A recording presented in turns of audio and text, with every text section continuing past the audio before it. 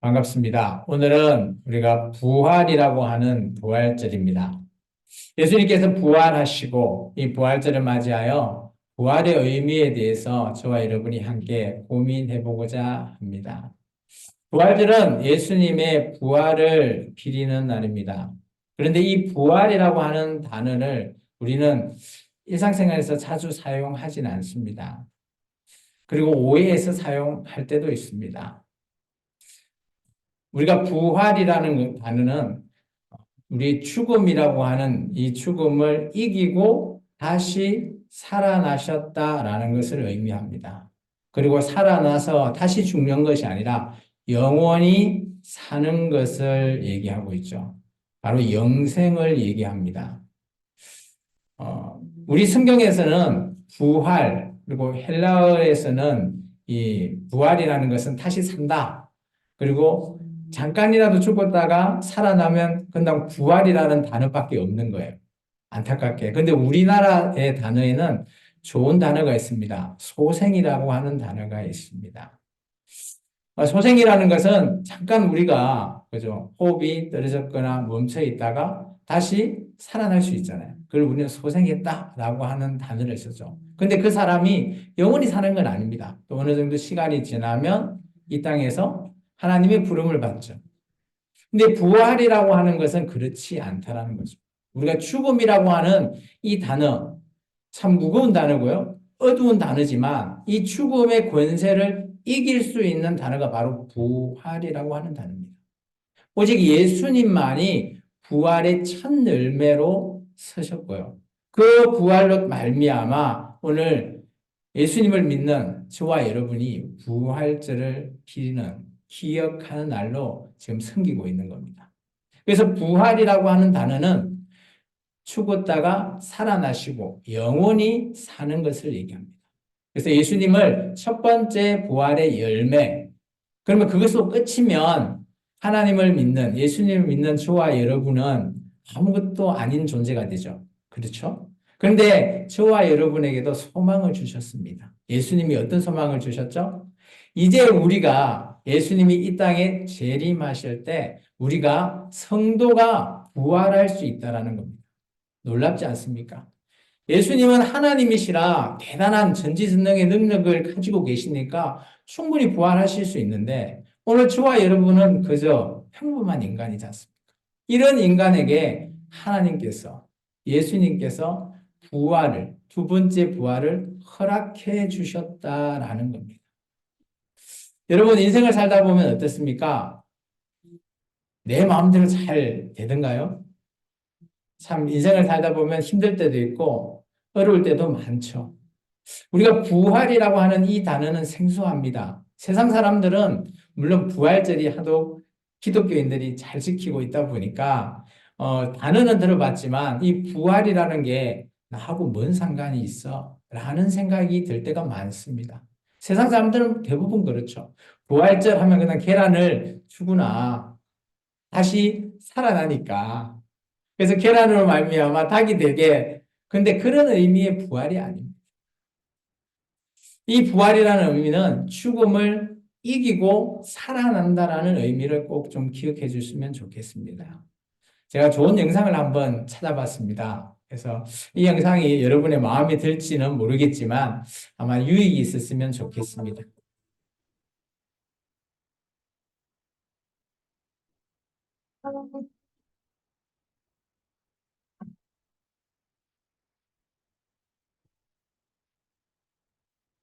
이 영상으로 여러분의 인생을 한번 돌이켜 보시면 좋을 것 같습니다.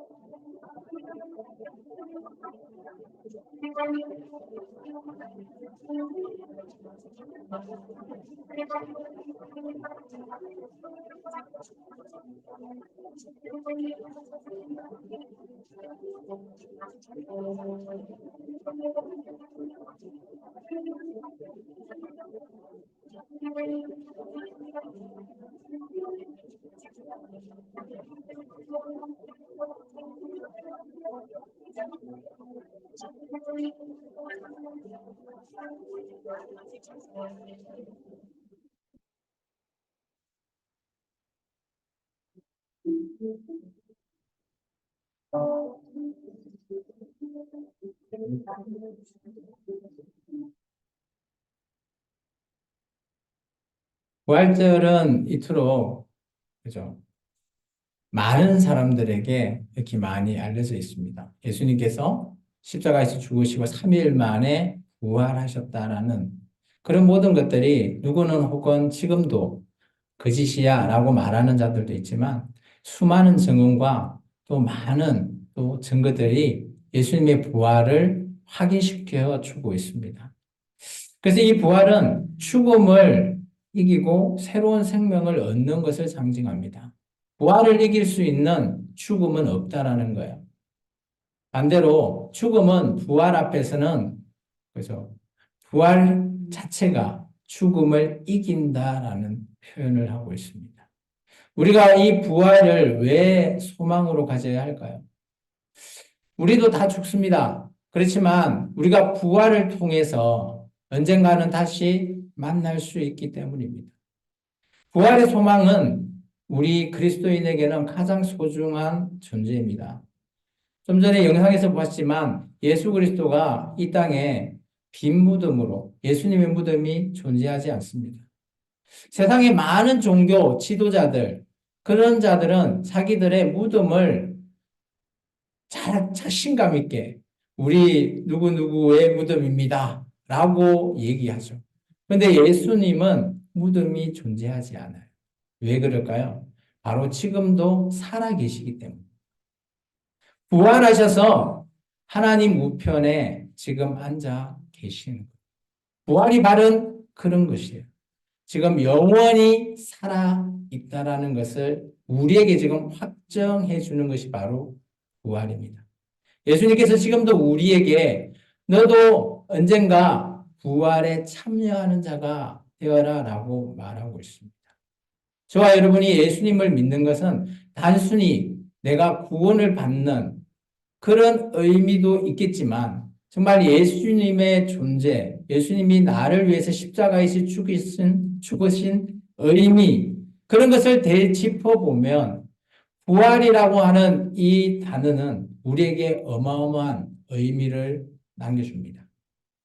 부활은 정말 그리스도인의 최상의 절기이자 이 부활절이 부활을 통해서 우리가 언젠가는 예수님을 만나게 되는 그때에 우리 또한 부활하여서 예수님 앞에 서게 된다는 사실을 꼭 확인하시기 바랍니다.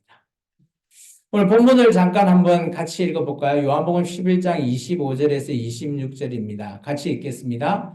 예수께서 이르시되 나는 부활이요 생명이니 나를 믿는 자는 죽어도 살겠고 무릇 살아서 나를 믿는 자는 영원히 죽지 아니하리니 이것을 답해 보십시오. 믿으십니까? 부활을 믿으시라는 겁니다. 우리가 예수님을 믿는다라는 것은 바로 부활이라고 하는 이 단어를 믿을 수 있나 없나라고 하는 그런 존재죠. 우리가 부활을 믿지 못한다? 그러면 여러분은 예수님을 제대로 알지 못하고 있으시고 또 하나님을 제대로 알지 못한다라는 겁니다.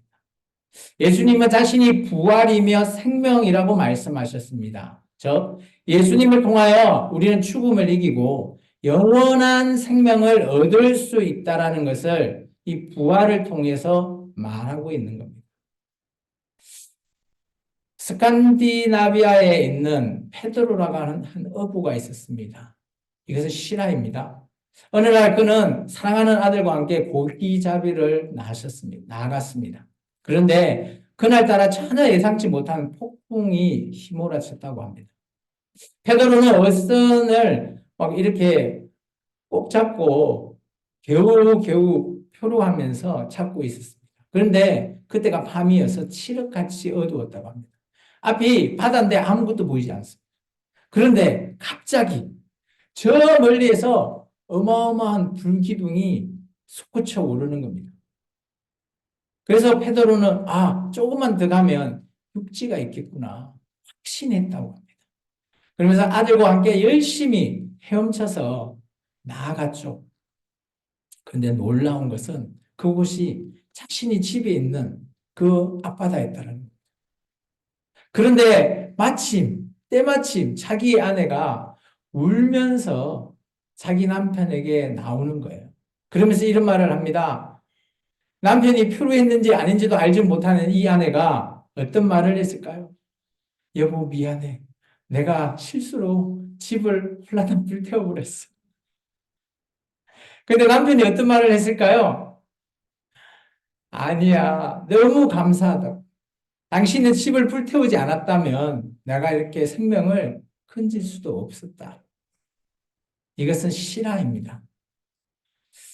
오늘 이 교훈을 통해서 우리가 알아야 될 것은 이 메시지는 부활하신 예수님을 믿는다라는 것은 마치 우리에게 생명의 불기둥을 향해 나아간다라는 것을 말합니다. 예수님이 제자가 된다는 것은 우리 안에 있는 모든 초가상간을 다 채우는 그런 아픔과 고통이 있어도 비교할 수 없는 우리에게 주어지는 축복이 기다리고 있다는 겁니다. 예수님의 부활은 말 그대로 사상 최대의 역사적인 사건이라는 겁니다. 사망이라고 하는 이 근세를 깨뜨리시고 부활하신 예수님을 모시고 사는 것, 이게 우리가 영원한 복을 받는, 영생의 복을 누리는 그런 삶이라는 거예요. 그럼 지금 이 땅에 우리가 예수님을 잘 믿고 살아가는 것 자체가 우리에게 주는 영원한 복의 시작이라고 저는 보여집니다. 언젠가는 내가 죽더라도 내가 가야 될 그곳이 기다리고 있다라는 거예요. 그곳이 가장 먼저 우리가 가게 됐을 때 우리를 정말 신발을 벗어 던지고 우리를 안아주시는 그분, 바로 예수님이 우리를 기다리고 있다는 거예요. 그게 바로 우리에게 주는 부활이다. 여러분은 부활하면 어떤 모습으로 부활이 될 거라 생각하십니까? 성경은 이렇게 얘기하고 있습니다. 우리 고린도전서 15장 51절과 52절의 말씀을 같이 한번 읽어볼까요? 보라, 내가 너에게 비밀을 말하노니 우리가 다 잠잘 것이 아니요 마지막 나팔의 순식간에 호련히 다 변화되리니 나팔 소리가 나매 죽은 자들이 썩지 아니할 것으로 다시 살아나고 우리도 변화되리라. 여기 변화된다라는 의미 있잖아요. 이 원어를 살펴보면 원래의 것으로 된다라는 거예요. 그 말은 뭔가 하면 현재 나의 모습이 아니라 하나님께서 우리를 창조했을 때의 그 가장 여성분 같은 경우는 아름다운 모습, 남성분 같은 경우는 정말 잘생긴, 그죠? 막 아이돌 그러나요? 그런 모습으로 원래 우리가 하나님이 창조했을 때 그 본연의 DNA 그런 모습으로 우리가 바뀐다라는 거예요. 혹시 나중에 천국 가셔서 누군가 여러분을 아는 체를 해요. 근데 아무리 봐도 내가 모르는 사람이야. 그럴 수 있지 않겠습니까? 이 땅에서는 우리가 그죠? 뭐 장애를 안거나 아니면 머리가 벗겨지거나 죄송해요. 그런 모습으로 늘 대하다가 천국에 갔는데 완전히 너무 핸섬하고 잘생긴 아이돌 같은 사람이 와서 누구누구야? 군사님 이렇게 부르면 알아보겠습니까? 오늘 하나님은 이렇게 얘기하고 있어요. 예수님이 마지막 나팔, 일곱 번째 나팔이 불러질 때 그때 너희들도 부활해서 새로운 모습으로 바뀌게 된다는 걸 말하고 있습니다.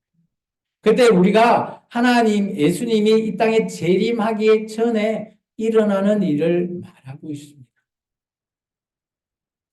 오늘 이 부활절은 우리에게 예수님의 부활을 기리는 동시에 우리 자신의 부활을 기다리는 날입니다. 예수님을 믿고 있는 저와 여러분이 여러분 자신이 성도로서 부활할 그날을 기다리는 날이라는 겁니다.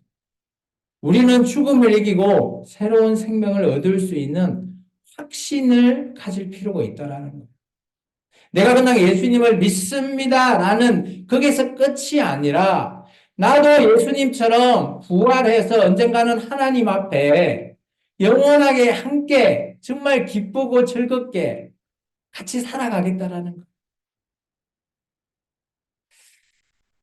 불과 얼마 전에 우리 교회 성도님이 하나님 품으로 가셨어요.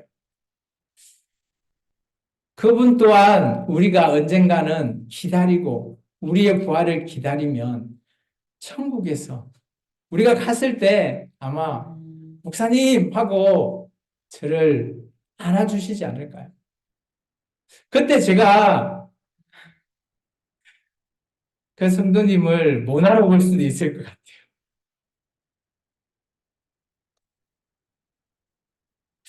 어쨌든 부활의 이 확신이라는 것은 어떤 어려움에도 굴하지 않고 우리가 전진할 수 있는 우리에게 힘을 주는 존재입니다. 이것이 바로 부활의 의미라는 겁니다. 오늘 설교는 좀 간단하게 할까 합니다. 오늘 우리가 부활이라고 하는 이 의미를 우리 마음에 꼭 새기십시오. 그리고 예수님이 부활하셨듯이 나 또한 부활한 그날을 기다리십시오. 그리고 언젠가는 그날이 됐을 때 예수님을 만나고 내가 사랑했던 그 모든 사람들을 그때 만나 뵙기를 원합니다. 마지막으로 이것을 같이 읽고 우리가 마칠까 합니다. 같이 읽겠습니다. 그리스도의 부활은 우리를 죄에서 구원하심과 영원한 생명을 얻을 수 있는 희망의 메시지입니다. 우리 모두가 부활에 참여하는 자가 됩시다. 꼭 참여해서 예수님을 만나고 그때 또 저와 여러분이 이 땅을 떠났더라도 다시 만나는 그날을 기다리는 저와 여러분이 되기를 주의 이름으로 축원합니다. 기도하겠습니다.